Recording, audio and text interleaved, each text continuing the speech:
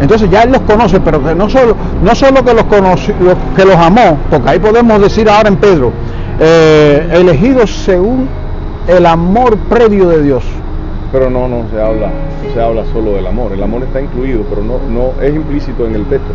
Pero se está hablando de un conocimiento mucho más allá, no de acción, no teórico, sino de relación. O sea, ¿por qué te elige? Porque te amó. Eso trae un gozo a nuestra fe tremenda. Cuando tú entiendes eso, tú te das cuenta de el gozo de no ser digno, entiendes lo que es la gracia inmerecida, el favor inmerecido. Porque cuando tú hablas de gracia, estás hablando de lo que tú no mereces. ¿Ah, sí? ¿Me entiendes? Entonces, cuando tú entiendes eso, tú te das cuenta de que tu fe es algo que trae responsabilidad. Desarma el orgullo del hombre. Desarma completamente todo tipo de pretensión a buscar un mérito o a creer que tienes mérito. Y entonces empiezas a vivir para la gloria de Dios. Porque empiezas a vivir delante de Dios. Porque más abajo ahí te dice, te lo dice claro, que es por la gracia, por la misericordia de Dios. O sea, que la base de la elección de Dios no está en méritos previstos. Mérito en la fe, ni por la fe, nada. Hoy en la mañana te hablé acerca de Efesios. Es un libro tremendo. Porque te habla acerca de vivir una fe según lo que Dios ha hecho. Y Pablo precisamente, cuando habla de su trabajo, según el poder que actúa poderosamente.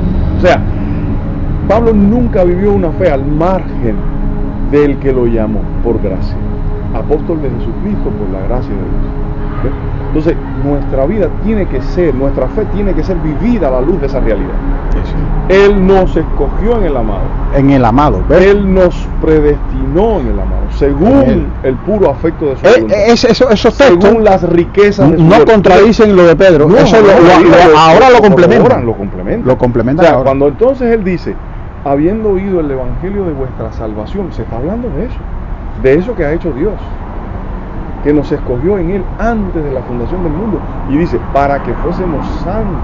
Y esa es la otra parte. Ahora dice, para que fuésemos santos sin mancha delante de él. Esa expresión te está diciendo que tu fe no se vive delante de ningún hombre, sino la vives delante de él, que, digamos, delante de quien tú estás siempre.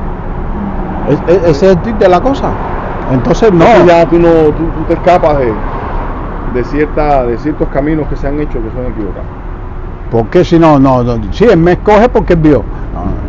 Él vio que tú eras él vio que iba a elegir nada, él vio que más allá de tu acción, te conoció en tu inmundicia. Entonces por eso es que después cuando llega el 2, él dice, y él os dio vida a vosotros aún cuando estabais muertos en vuestros delitos y pecados. Sí, lo mismo que hizo con Jacob y Esaú. Si este versículo responde esa preocupación que tienen los ministros de nosotros por la obediencia, que es una obediencia a una preconcepción que ellos han creado en la mente, pero el evangelio santifica a gente para obedecer, los capacita para obedecer. Porque dice, entre los cuales vivimos nosotros en otro tiempo. Ya esa expresión te está diciendo que ya tú no eres lo que eras antes, siguiendo la corriente de este mundo, según el príncipe de la potestad del aire, el espíritu que ahora opera en los hijos de desobediencia, entre los cuales nosotros vivimos en otro tiempo, siguiendo la corriente de nuestra carne, el deseo de nuestra carne y de nuestros pensamientos, y éramos por naturaleza hijos de ira, lo mismo que lo es. Pero Dios, ¿qué es? ¿ves? Entonces tú te das cuenta de que cuando tú recibes ese evangelio, es muy claro, no tienes por qué confundirte. Pero te está hablando de lo que es la obediencia, te está hablando de lo que era tu condición y de lo que tú eres ahora, hechura suya, creados en Cristo Jesús para buenas obras, las cuales Él preparó de antemano para que tuviésemos. No hay. ¿Cuál es la cosa? Ahora, cuando tú te enfrentas a una persona que no está dando los frutos de eso, tú le dices, ven hermano, te voy a predicar el evangelio para que tú te conviertas. No le hable de que tiene que ser obediente. No, porque es que él no puede ser obediente, porque él no ha sido santificado en su corazón para obedecer. ¿Ve? Porque dice, habiendo sido purificados por medio de la fe en la verdad, para el amor fraternal no fingido. amados los unos a los otros, entrañablemente de corazón.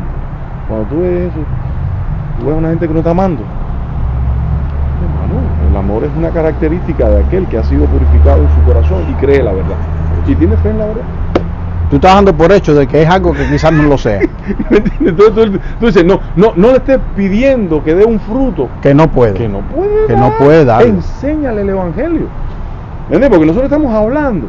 ¿Cómo le con dijo? personas. Sí, ¿cómo tú crees que le dijo Cristo a los fariseos y a esta gente? ¿Cómo pueden ustedes, siendo malos, Hacer dar buenas dádivas a vosotros?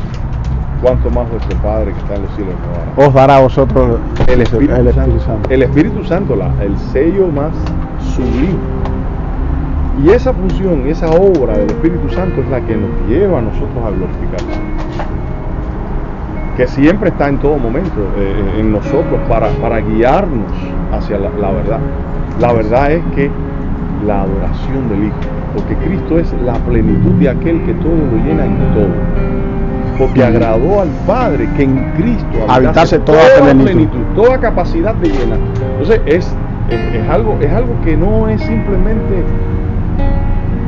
poético, no es una expresión poética, es una realidad que debe ser vívida en cada uno de nosotros en todo el tiempo, porque lo que tenemos es, cuando Pablo hablaba de Cristo, un religioso, él decía que era el misterio que había estado oculto desde los siglos, pero que ahora ha sido revelado a sus santos, a quienes Dios